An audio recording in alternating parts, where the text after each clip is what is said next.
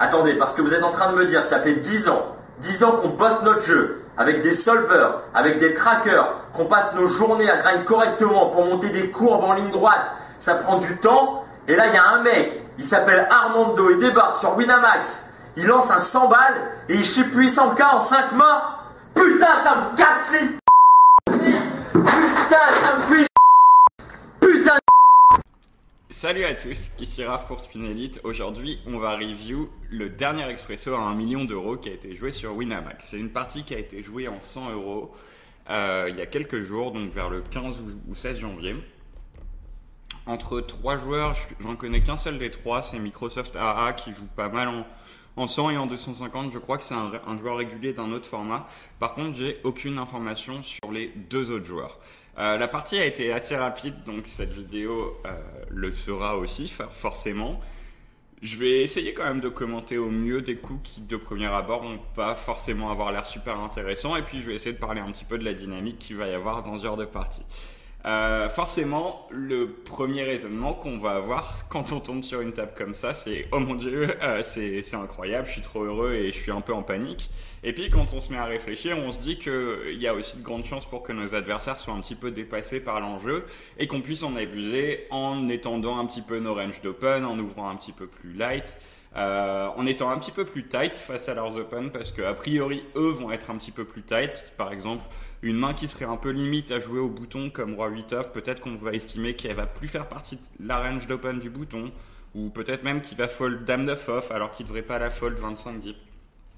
Et du coup, si on est en big blind et qu'on fait face à un open du bouton, on va faire face à une range qui va avoir plus d'équité que d'habitude face à la note. Donc on va pouvoir se permettre de fold un petit peu plus agressivement. Même chose si on fait face à un sizing de continuation bet un petit peu plus gros que d'habitude, il va falloir être particulièrement méfiant, ou un 2 ou 3 barrels, tenter des hero fall. Du coup, l'idée ça va être d'aller un petit peu à contre-pied de cette dynamique-là et de mettre en place une stratégie beaucoup plus agressive, que ce soit sur nos open ou post-flop, sur nos continuation bet et barrel. Voilà, donc ça va être pour la stratégie de base sur ce genre de partie. J'ai pas eu la chance de jouer d'expresso à 1 million, mais j'ai gagné pas mal de fois 100 et j'ai gagné même un fois 1000. Bon, c'était un euro le fois 1000, mais j'ai gagné beaucoup de fois 100 en 100 euros.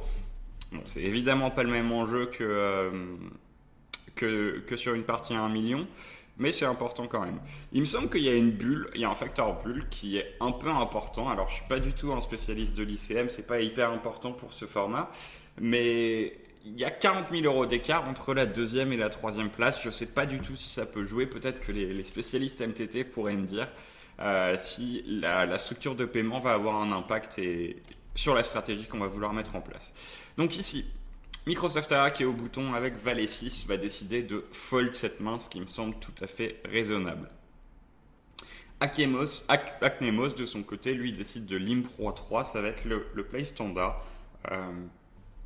Un solver va très souvent prendre cette option-là avec une main comme roi 3, bien plus souvent qu'il ne va la min raise. Son adversaire qui a une des pires mains possibles, 3 et 2, ça a très souvent une équité bien plus faible que 7 et 2 et même une jouabilité un petit peu plus faible. À nouveau, on se rend compte que les ordinateurs vont souvent préférer jouer 7 et 2 off par rapport à 3 et 2 off. Ici, il aurait l'option d'ISO avec une main qui va jouer très très mal post-flop. L'avantage d'ISO avec ce genre de main, c'est qu'on va se retrouver post-flop à une fréquence un peu moins élevée. Par contre, on est quand même encore relativement deep. On est 25 BB deep et du coup, à cette profondeur, on veut quand même avoir un minimum de jouabilité avec la range qu'on va ISO. Si on était 10 BB deep, ISO cette main-là, ce serait pas du tout choquant. 25 deep, c'est un petit peu limite. Ici, Aknemos décide de continuation bet. Il s'est bet 2 tiers. Alors peut-être que ça rejoint un petit peu ce qu'on disait sur les sizing où les gens vont avoir tendance à faire un peu plus cher lorsqu'ils vont avoir des mains fortes puisqu'ils n'ont pas envie de se faire ce out à la turn. Donc on ne sait pas, quoi qu'il en soit, Armando décide de fold.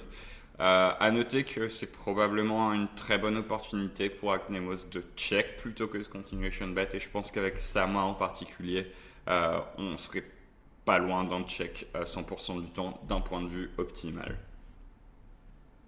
La raison pour laquelle on veut check, c'est que on a besoin de protéger notre range de check, et pour cela, les mains les plus cohérentes, ça va être des rois pas très bien kickés, comme roi 3, roi 2. Donc on aurait été très très bien. On est aussi en BVB, donc hors de position, donc on va avoir tendance à check à beaucoup plus haute fréquence et à bet de façon beaucoup plus polarisée que si on était en heads-up classique en position. Aknemos qui commence son travail de rouleau compresseur. C'est là, waouh, cette main est vraiment folle. Donc Aknemos va open 3x, il me semble. Donc là, si on est Microsoft AA et qu'on est un joueur un peu un joueur régulier et compétent, et je pense que c'est le cas. Je ne sais pas s'il est vraiment règle de speed, mais en tout cas c'est un joueur qui comprend le poker. On sait que Aknemos est un récréatif à 100%. Il n'y a aucune raison pour lui de 3x ici, que ce soit sur un expresso à 1 million ou pas. Armando va lui aussi faire une erreur. Ici c'est une main qu'il devrait fold, surtout face à sizing, face à min raise. Il pourrait éventuellement défendre, mais je pense que ce serait une mauvaise idée sur un expresso à 1 million, puisque on l'a dit, on s'attend à ce que le bouton de manière générale open un petit peu plus tight si c'est un récréatif qui soit un petit peu dépassé par l'enjeu. Donc il fait une erreur et Armando flat. Je pense qu'il va y avoir beaucoup de gens ici qui vont dire mais t'as le 3-bet chauve le plus évident du monde avec As-Valet. Ce serait le cas sur un x2 si on se retrouvait dans cette configuration exacte où la small blind aurait défendu l'open 3x du bouton. Là évidemment, si on n'a pas d'information que le bouton fait ça uniquement avec une range très forte, on a un 3-bet chauve évident. Là, c'est un petit peu différent. On n'a aucun read sur Aknemos. On ne sait pas du tout quel joueur. Enfin, on sait que c'est un récréatif, mais on ne sait pas du tout avec quel range il va faire ce genre de play. Et en général, c'est des ranges qui sont très fortes. Sur un x2 et pas sur un x10 000, on aurait. Et si la small blind avait fold, donc si Aknemos avait simplement 3x, juste flat avec As-Valet serait aussi un play excellent. Donc il n'y a même pas besoin que la small blind soit dans le coup pour flat. Ici, du coup, Aknemos décide de flat et Microsoft décide de flat face à l'open d'Aknemos et la complétion d'Armando. Et je suis tout à fait d'accord avec lui. Je pense que c'est le meilleur play readless. Il a vraiment pas de chance parce que il aurait eu un spot de read jam extrêmement profitable. Les deux auraient sans doute fold. Mais c'est la bonne décision à mon avis. Armando nous donne l'indication que c'est a priori également un joueur récréatif. Il décide de donc mi-pot. Ici, il a une range qui contient beaucoup de dames valet, roi valet, valet 10 suité, valet 9 suité éventuellement. Potentiellement valet 10 off aussi si c'est un récréatif. Et il peut avoir aussi dans cette configuration une main comme As-As. Mais voilà.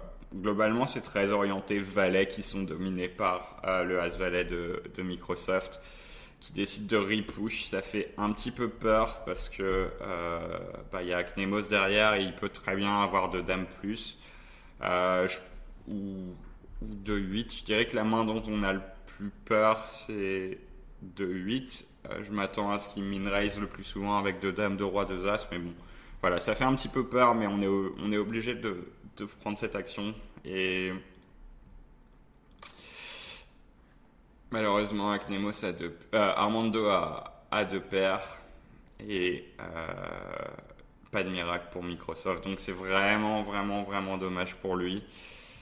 Il peut pas faire grand-chose là-dessus et juste avoir beaucoup de regrets en regardant le replay et en se disant pourquoi j'ai pas 3-bet chauve. J'ai une main qui est quand même sympa à 3-bet chauve, mais je pense qu'il faut pas en avoir. Il a vraiment très bien joué le coup et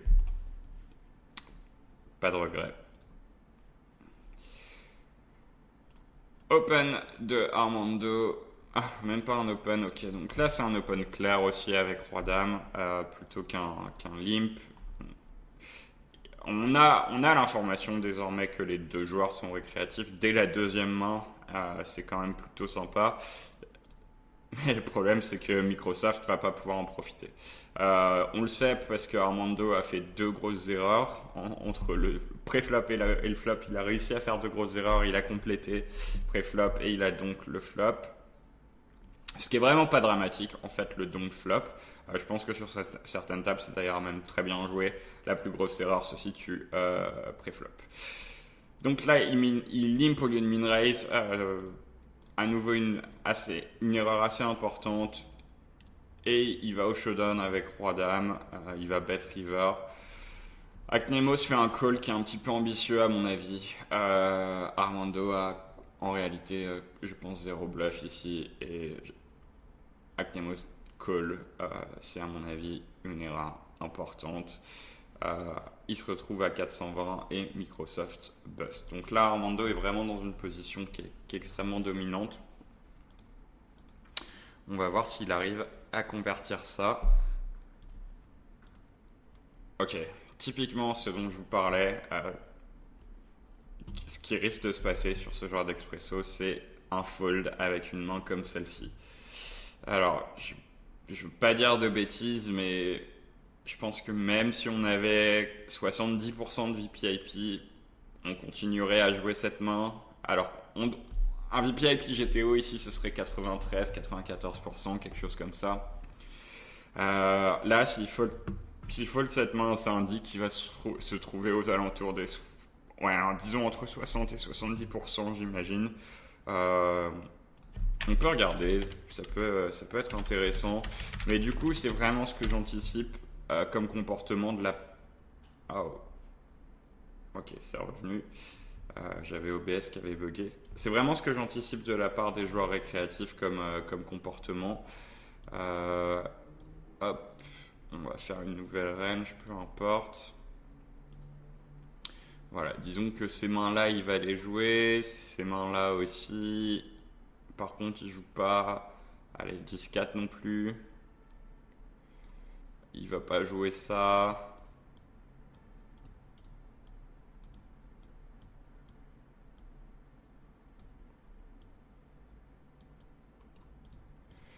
Voilà.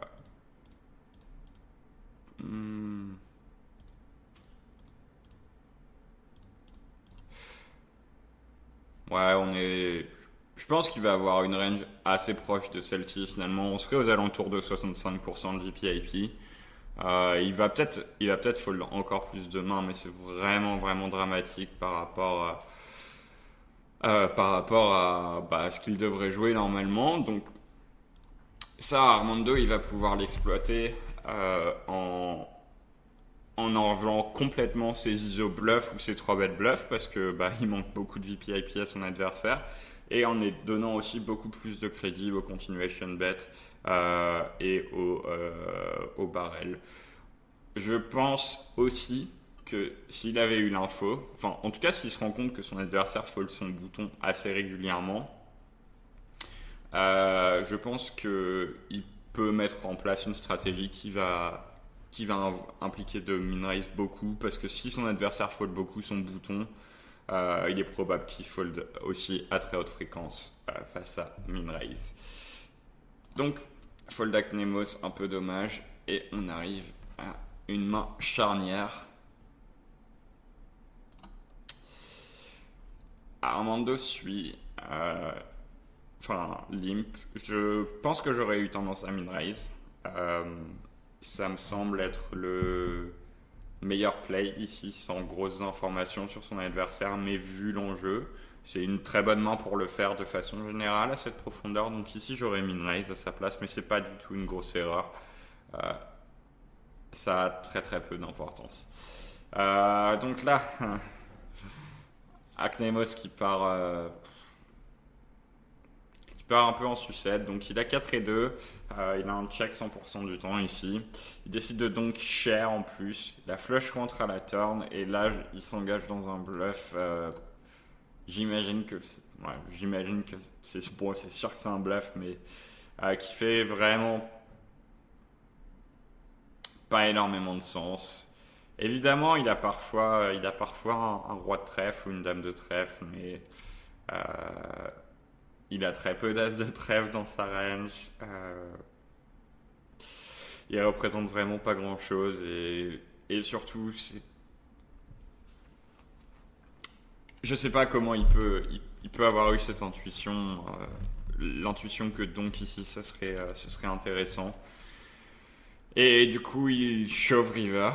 Euh, Honnêtement, à la place d'Armando, on n'est pas super confiant, quoi. On l'a vu fold avant, donc on sait qu'il n'est pas dans une optique a priori, de nous marcher dessus absolument à tous les coups possibles. Et Armando fait un bon call ici. Je pense que vraiment, il identifie qu'il y a très peu de dames, rois et d'as de trèfle dans la range d'Aknemos. Donc du coup, il décide de call. Évidemment, le bluff est catastrophique. Je comprends vraiment pas, et ça va un peu à l'encontre de ce que je disais, qu'il va falloir donner du crédit à l'agression qui va être montrée par nos adversaires. Là, je sais pas ce que c'était son plan. J'imagine qu'il voulait bloquer l'action avec son 2, et puis après il s'est rendu compte qu'il allait jamais avoir la gagne au showdown sur le 10 de trèfle, donc il a décidé de transformer en bluff. Très très bizarre. Mais bon.